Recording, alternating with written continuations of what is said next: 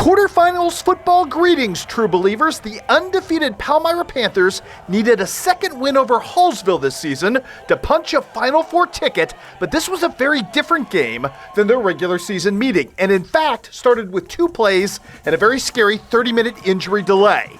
Meanwhile, Palmyra on its first possession finally got some momentum and energy back in this game. 3rd and 18. Brody Lindbauer looking to Zane Myers' perfectly thrown ball into the window, and Myers does the rest, zigzagging his way into the end zone from 55 yards away to put Palmyra up 6-0. Meanwhile, after a 3-and-out by Hallsville, same combination, this time a little shorter, Lindbauer to Myers, a 22-yard strike. Again, the conversion failed. It's 12-0 Panthers at this point. Ensuing possession, first play after the kickoff, Tiger Cobb to the air, and A.J. Austin steals the ball away from Landon Smith and goes 80 yards to have the Palmyra lead. It's 12-6. But the Panther defense would tighten the screws very nicely. Check out Joshua Lickfeld right here, filling as only he can. Big time tackle for loss. Then it's Weston King time, who had another monster day today, starting his day with the quarterback sack right there. But the big defensive play comes here on 3rd and long. Check out Abe Hare, one-handed interception. Huge play. You'll see it again on Sensational 7. Big time pickup after the interception as well. Sets up Ross Arch from 9 yards away, and Palmyra's lead swelled back to 20-6 just before the end of the first quarter. The defense kept it up for the orange and black all game long, and again, it was Weston King at the heart of things. Yeah, the Bulldog tackle right there for the TFL, and then it's Weston King getting the quarterback sack on Tiger Cobb, but Cobb just kept getting up to answer. Tough kid. The quarterback from Hallsville, very enviable, and check out this touchdown strike right here to A.J. Austin to cut the lead back down to 20-14. Palmyra defense still trying to make a statement in this one. Will Begley is healthy again, and what a difference he makes at linebacker, and that would help set up this.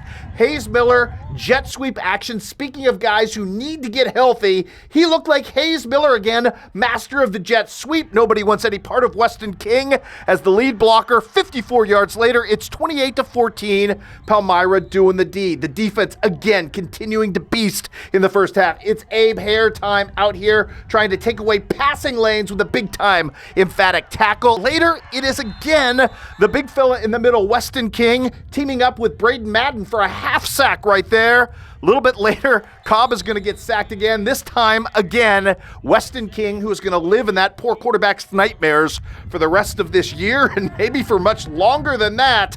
As you can see, big time tackle, but again, Cobb showing his toughness, coming back with 34 seconds left in the half and making another touchdown strike to cut the Palmyra lead to 28-22. But you know what? Palmyra still, with just 34 seconds left on the clock, drives the ball the length of the field, and with 4 seconds on the clock, as the halftime buzzer sounds, are you kidding me? It's Brody Lindbauer right on the money, hooking up with Colin Arch for the touchdown. The 2-point conversion would be good as well, as Lindbauer would find Zane Myers and extend the lead to 34-22 Panthers at the half. The second half, not nearly as exciting or entertaining, but it was emphatically all Palmyra. Ross Arch with a big-time pickup right there. Little sweep action of his own right there inside the 30-yard line, and that sets up Mr. Arch from a yard away. Big block in front of him from Weston King. 2-point conversion as well. Palmyra extends the lead, and the defense would spend the rest of the day doing the rest. Bulldog tackle right there from Colin Arch from his cornerback position. The defense really good. Weston King spearheading a charge down in the red zone to keep Hallsville out.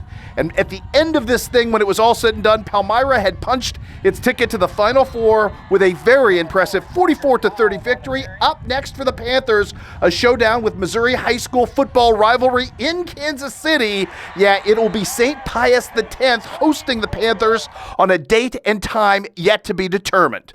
In the Class 4 quarterfinal, MICDS and Hannibal, auspicious start for the Pirates. Clad in all black today, Cortland Watson up top to the freshman sensation Aeneas Williams, 33-yard touchdown. It's 6-0 Hannibal at that point. Meanwhile, good news at the other end of the field. Reagan Andrew here, trying to pick up some yardage for the Rams, and the fumble would be forced and recovered here by Dylan Admire, and the Pirates were back in business with a chance to go up 2 touchdowns, and they would do exactly that.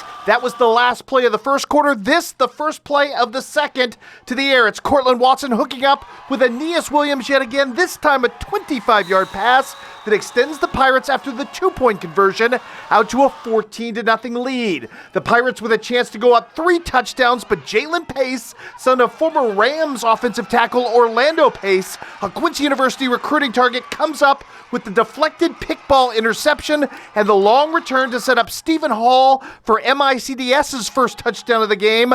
It's a 10-yard scamper to have the lead for Hannibal at that point, 14-7. Pirates come right back. A.J. Thomas doing work right here, right up the spine. An 8-yard touchdown just before halftime to cut it to 20-7.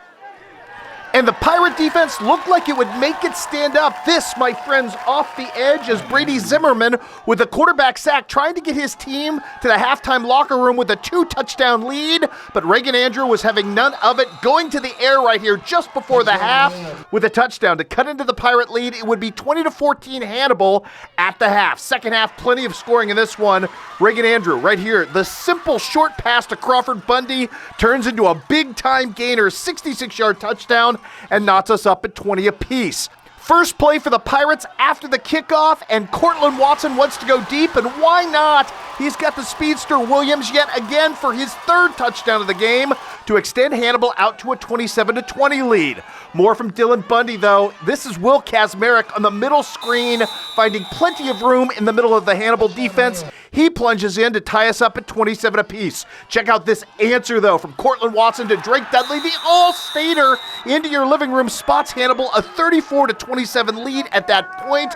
But unfortunately for the Pirates, their next possession ends up in an interception, a controversial one where the referees ruled that the ground caused the fumble right there, and it was an interception. And you know what? Reagan Andrew goes right back to work. 21 unanswered points for MICDS in this ball game as the Rams end Hannibal's fine season 48-34 is your final in the ball game. Again, it's Miss Hagan. She scored her team's first 8 points as part of a 12-point night.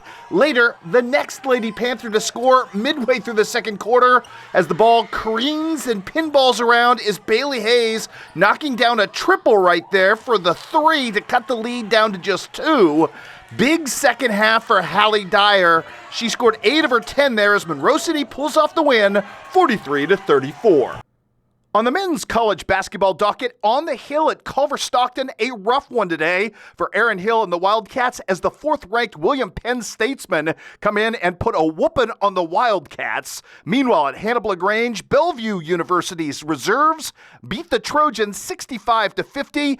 Grant Peters, the pride of Mark Twain High School, leading the way with 15 points in that ball game for the Trojans. And in college football today, the best day yet of his collegiate career for former Quincy High School superstar and KHQA Player of the Year Jyrel Brock. He had 9 carries today for 25 yards and 3 catches for 26 in a win over Kansas State. With your look at Saturday sports, I'm Sports Director Chris Dewar. Thank you for making KHQA your home for news, weather, and sports, and have a great, great weekend, everybody.